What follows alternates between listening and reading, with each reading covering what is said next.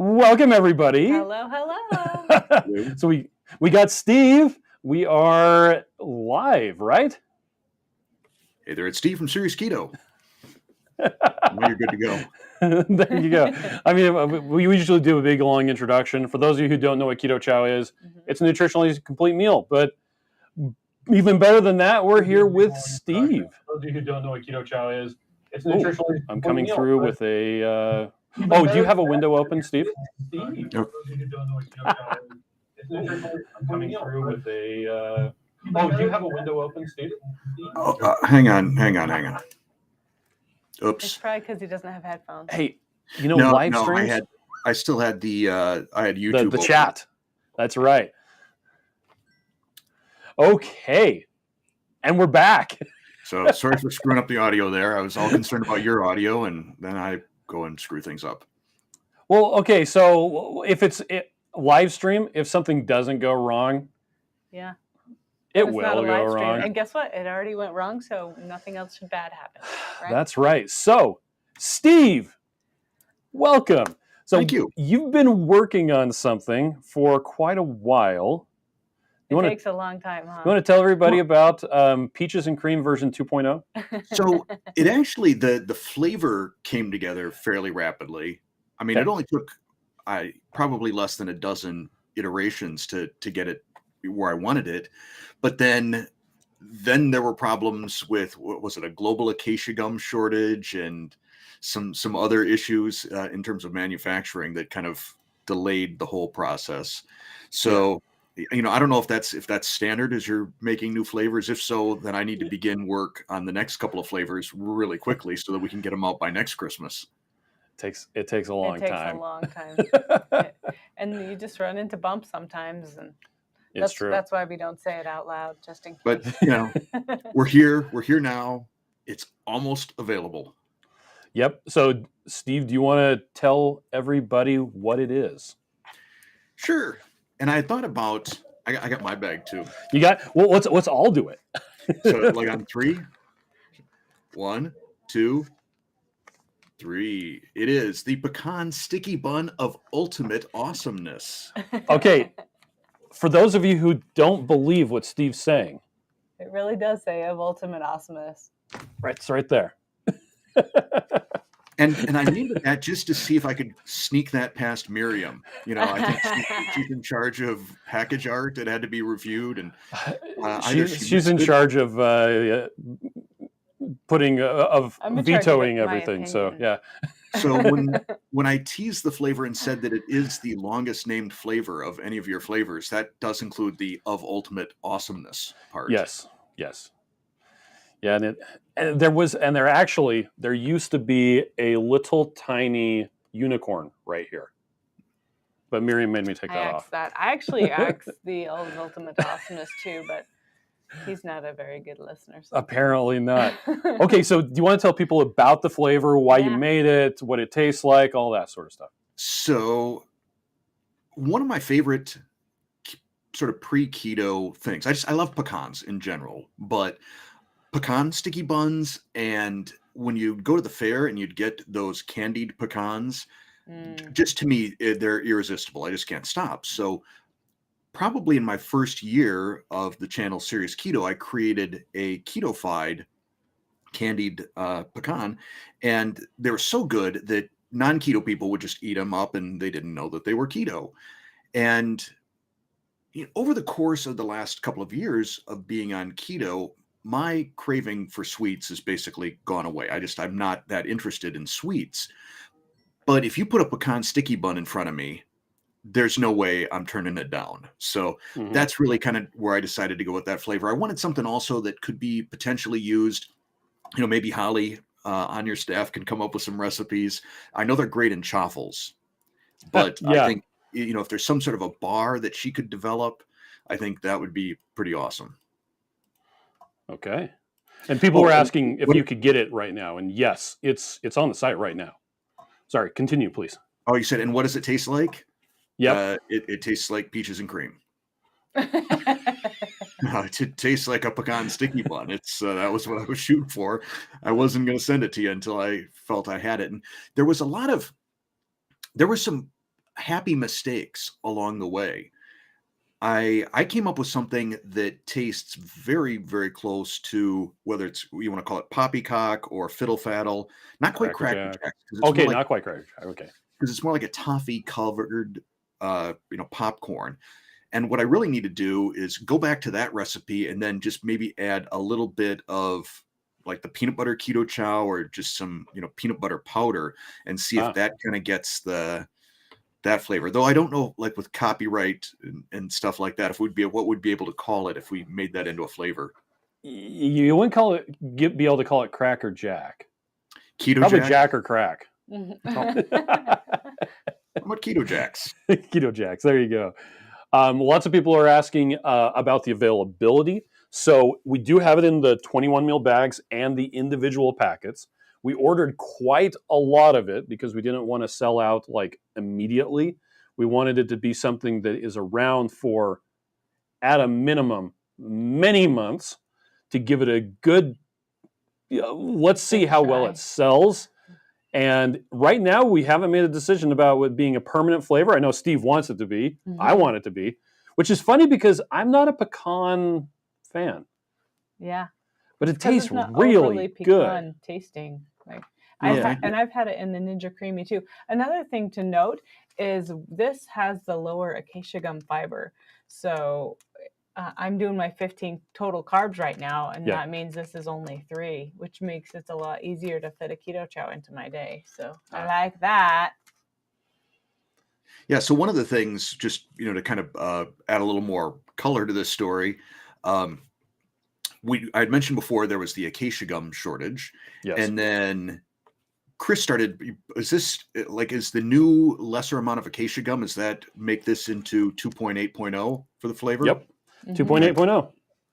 So we discovered, well, I didn't discover, Chris and everybody at Miriam discovered that you could actually use less acacia gum and still create an emulsion with whatever fat you were using. Yep. And it held, and fewer carbs now. So happy little accident, I guess. Mm-hmm. Yeah. And I haven't noticed any change when using it to make like a Ninja Creami or mixing it up with butter. I haven't made any other recipes with it. Somebody was asking if it changes the properties with the less acacia gum, but as far as I can tell, the only difference is fewer total carbs, and it weighs 4.6 grams less. Mm-hmm. Now you had said that the production flavor, I haven't gone back to remake my recipe, with the stuff I've got from home, but you had said that you tried the production version versus what I sent you in the Ziploc baggies, and you felt the production version turned out even better. I think it did. So, and we do a lot of testing, really a lot of testing, and I don't know if it was that the flavors that you had sent me had like permeated through the bag, and so they weren't quite as strong. But when I compared what you sent me, and we did the exact formula that you gave us. You're like, put this much of the, I think there was a brown sugar flavor, a pecan flavor, all these different flavors. It's about six or 7 different flavors that we're measuring them like in tenths of a gram. Yeah, it's so hard. This tiny little spoon. But the final version, and again, maybe it was just fresher flavors, but I thought it tasted even better than what you had sent me, and I was like, well, it's not quite exactly what Steve sent me, but it's better, so go. So hopefully that didn't make you sad. No, that made me happy, and I think it probably had a little bit to do with. I mean, you shipped me a bunch of little Ziploc baggies of the base, and then I made it and shipped it back to you in a little Ziploc baggie, and I'm sure that it doesn't retain freshness over time the same way that one of these do. Yeah. So it could just be that.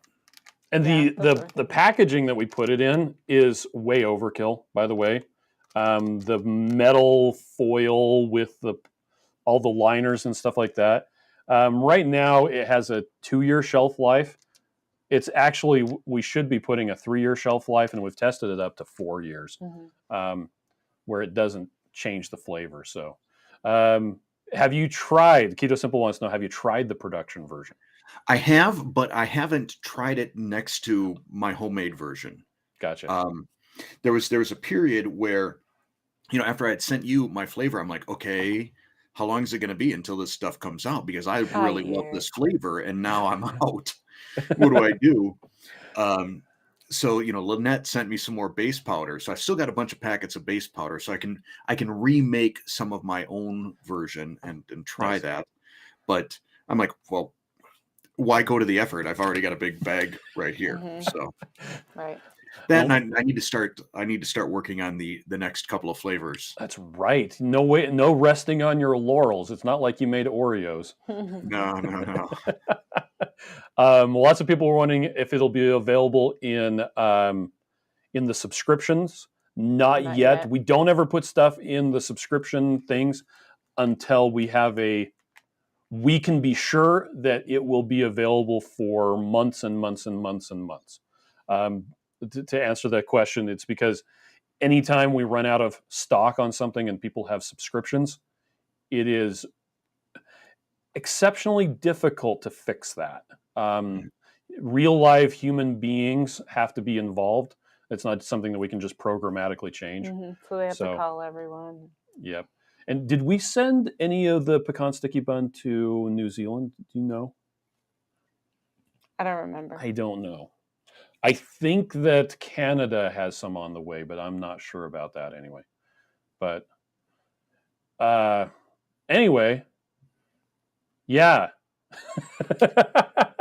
So I'm trying to look at you rather than read comments. I figured you were in charge of all of that. I'm trying to keep track of all that. And usually when we do something like this, hey, we just talk to you. A couple of people want to know if you're planning on making any recipes using the Pecan Sticky Bun Keto Chow.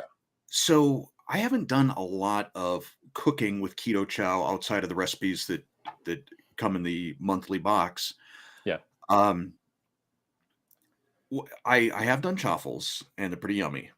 And if you really want to amp it up, Chalk Zero's got a pecan maple syrup, which is pretty tasty. Okay. And I actually had some this morning. I cooked up a sausage patty too and made like a sort of quasi McGriddle breakfast sandwich with them. I think what might be interesting, I don't know in terms of making a true pecan sticky roll, if that would work.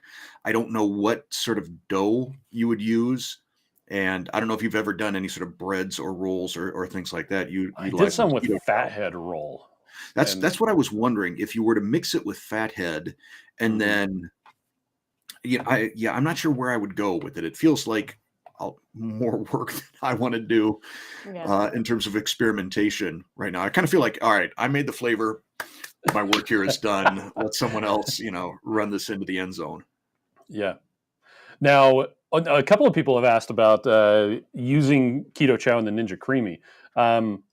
Steve with Serious Keto did a video a couple of months ago where he used Tera gum with the Ninja Creami. That's actually, honestly, that's still my go-to recipe.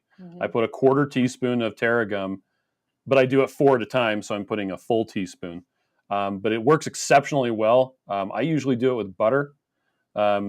Miriam, what? I do it with butter. Yeah, you do it with butter too. And again, Miriam's really liking it because it has the less acacia gum. So it's interesting how it changes the melting properties as well. It seems to hold its shape without melting into like a pool of liquid at higher temperatures. So you can, if you want to kind of take your time and nurse that bowl of ice cream, you don't have to worry about it turning into soup on you. Yeah. And you said your grandson really likes doing. Yeah, he is. So, we've got my wife who is not keto, and she's like, let's make popcorn. And of course, Colton is thrilled about having popcorn. But then Grandpa is like, why don't we have some ice cream, with the Keto Chow? And I usually have 3 or 4 pints of, different flavors and stuff in the freezer. So he gets to pick out which one we have. And I've been discovering that some flavors are definitely better than others in ice cream. Some shouldn't be made into ice cream.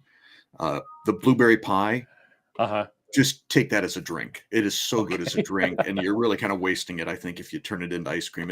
It loses something in the ice cream process. Okay. I But yeah, actually agree with you on Colton that one. loves the Keto Chow ice cream. Okay. Um, now, before this all started, you said you were enjoying watching the people trying to make guesses as to what the flavor was going to be, right? Yeah, there were some people that saw the Instagram reel where I'm talking about how my favorite flavors. I really love the peanut butter chocolate and the chocolate toffee, and I think it was originally Miriam who came up with the idea of putting the two of them together to make a Yes. Butterfinger.